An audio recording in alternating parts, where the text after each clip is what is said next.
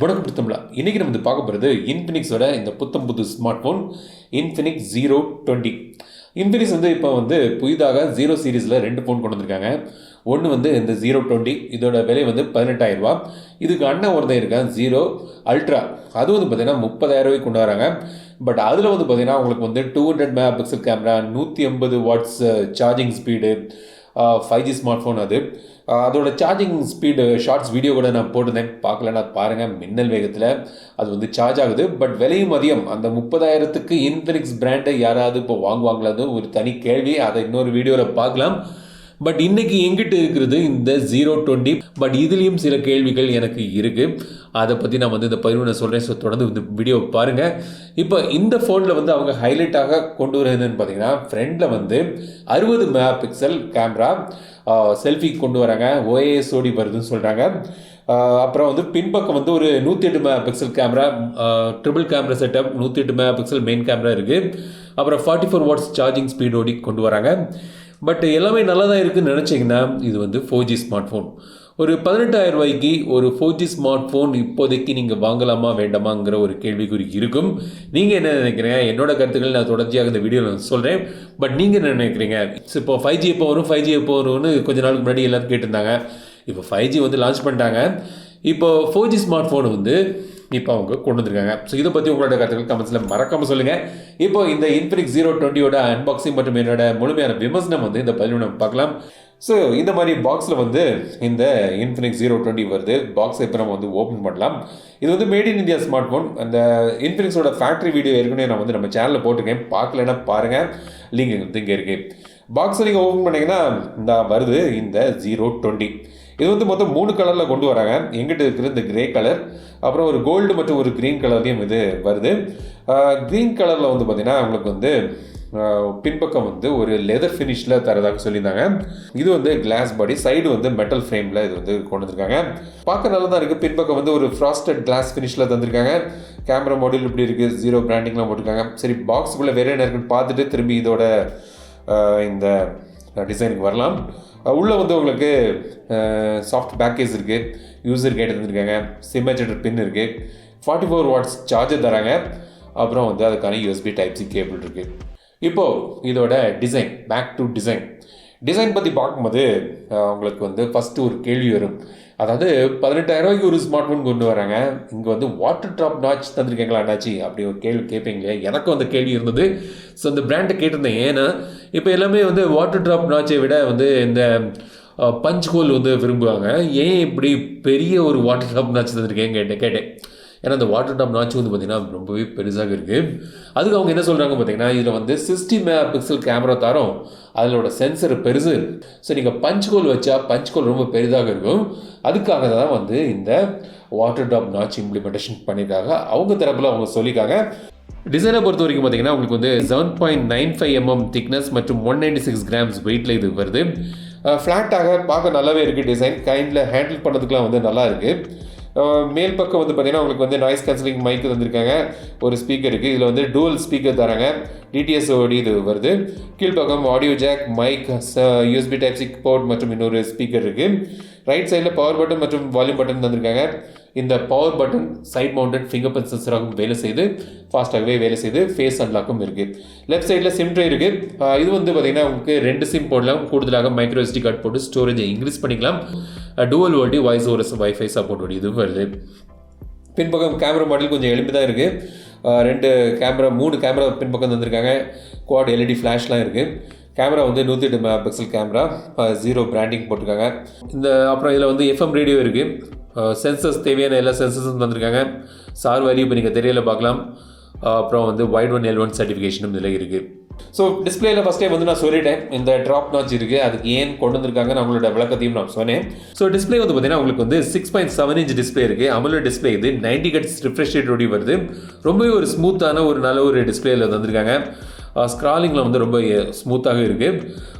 Colours reproduction எல்லாம் நல்லா இருக்குது, பிரைட்னஸ்லாம் நல்லா இருக்குது. ஸோ படங்கள்லாம் பார்க்குறதுக்கு நல்லாவே ஒரு நல்ல ஒரு டிஸ்பிளே வந்து தந்திருக்காங்க.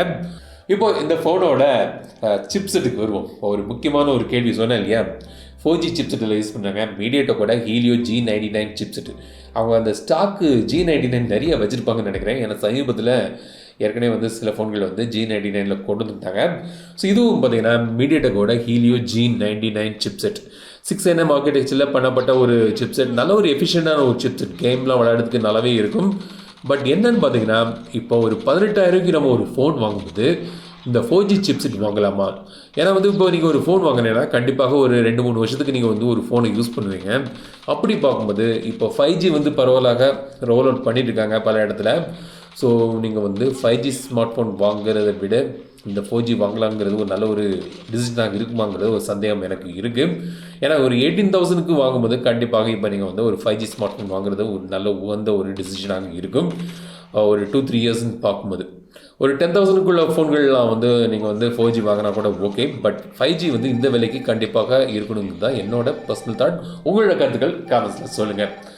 மற்றபடி வந்து மல்டி டாஸ்கிங்கோ மற்ற யூஸுக்கெலாம் வந்து நல்லாவே ஒரு சிப்செட், பவர்ஃபுல்லான ஒரு சிப்செட் வந்து இதில் வந்து தந்திருக்காங்க இந்த 020ல். பட் இந்த விலைக்கு இந்த சிப்செட் வந்து எனக்கு வந்து உகந்ததாக தெரியல, என்னோட ஃப்ராங்க் ஒப்பீனியன்.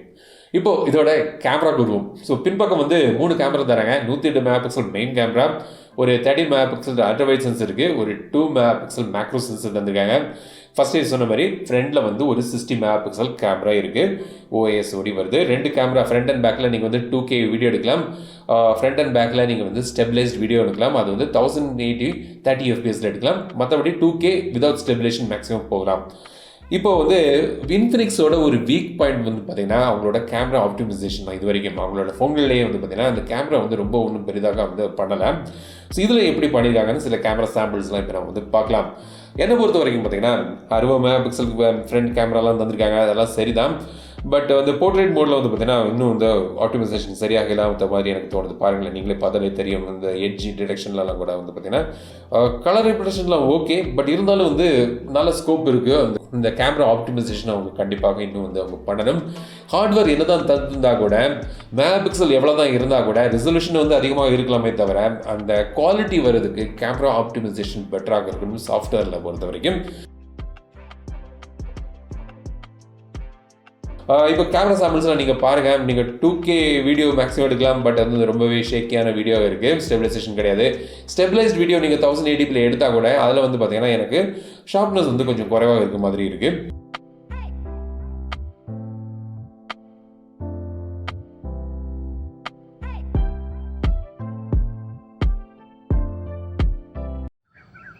ஸோ இப்போ நீங்கள் பார்க்குறது வந்து 1080 30 fpsல அல்ட்ரா ஸ்டெடி மோடை எனேபிள் பண்ணிட்டு நான் வந்து எடுக்கிறேன்.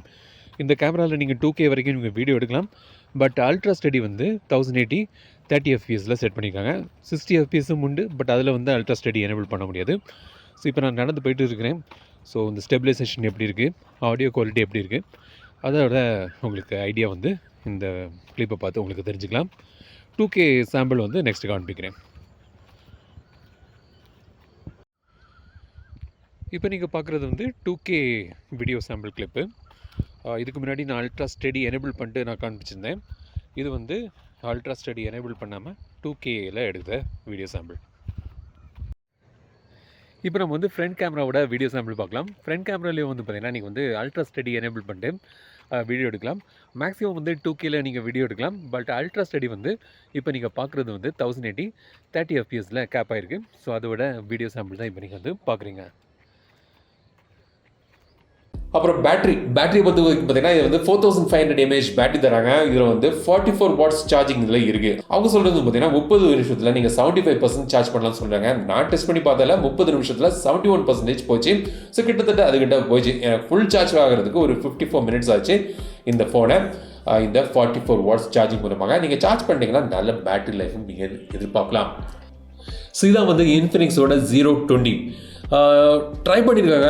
நிறைய விஷயங்கள் கொண்டு வரக்கு ட்ரை பண்ணியிருக்காங்க. ஸோ அவங்களோட கம்ஃபர்ட் ஜோன்லேருந்து மேலேவே போய் 108 megapixel camera, 44 watts fast charging, AMOLED display, நல்ல ஒரு டிஸ்பிளே எல்லாம் போட்டு தந்திருக்காங்க. ஃப்ரண்ட் கேமராவுக்கு வந்து நாங்களும் வந்து நல்ல ஒரு வீலாகிங் செட்டப் கொடுக்கலாம்னு சொல்லிட்டு 60 மெகாபிக்சல் கேமரா, OIS ஓடிலாம் தந்திருக்காங்க. பட் இருந்தாலும் வந்து பார்த்தீங்கன்னா இந்த கேமரா ஆப்டிமைசேஷன் இன்னும் அவங்க நிறைய முயற்சி பண்ண வேண்டியிருக்கு சாஃப்ட்வேரை பொறுத்த வரைக்கும். பட் 4G சிப்செட் வந்து எனக்கு ஒரு பெரிய நெருடலாக இருக்கு. ஒரு 18,000 ரூபாய்க்கு ஒரு ஸ்மார்ட் போன் வாங்கும்போது இந்த டைம்ல 5G ரோல் அவுட் ஆன பிறகு ஏன் வந்து இந்த போனை வாங்கணும்? அந்த கேள்வி எனக்கு இருக்கு, உங்களுக்கும் இருக்காங்க. கமெண்ட்ஸ் பண்ணுங்க. அந்த வீடியோ உங்களுக்கு பிடிச்சிருந்தா லைக் பண்ணுங்க, ஷேர் பண்ணுங்க, மறக்காம வீடியோ சந்திக்கும் வரை உங்களது விடைபெறுவது தமிழில் பேசு டெக் தமிழா பாரு.